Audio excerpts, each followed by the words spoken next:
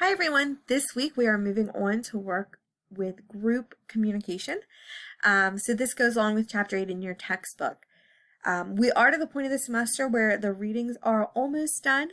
We've almost read the whole book, and it's going to be a lot less lecturing and a lot more collaboration and work on your final projects. So this week we are going to introduce the group speech. Now, the group speech has a couple different parts to it.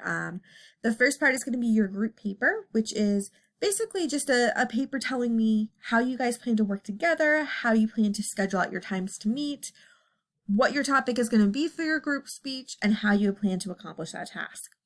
The second part of it is the outline of the speech, which is just like any other outline that you would normally do, telling me which order you're going to present the information in and where the information is from through a reference list.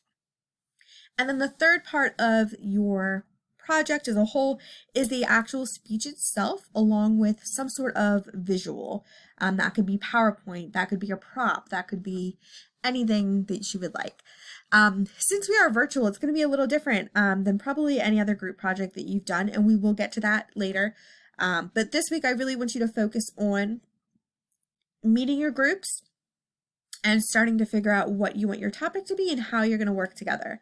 So I have created those assignments as well as a couple mini lectures to kind of go along with that. First thing to do before you getting started on anything would be reading chapter 8, just so you have a good foundation of what to go off of as you start to work with your groups. The assignment for the group paper is going to be due the 18th. So that gives you a little over a week to at least make initial contact with your group and start to work on that. And then you do have another week and a half before you have to do your speech.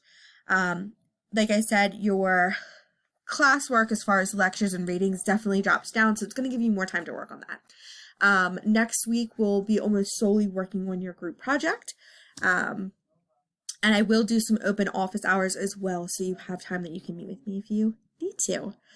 Other than that, that is about all I have for this week. I hope you are having a good week and taking care of yourself as we are getting closer to the end of the semester. Again, as always, just let me know if you have questions and we can set up a time to start to talk together as well, okay? All right, have a good week.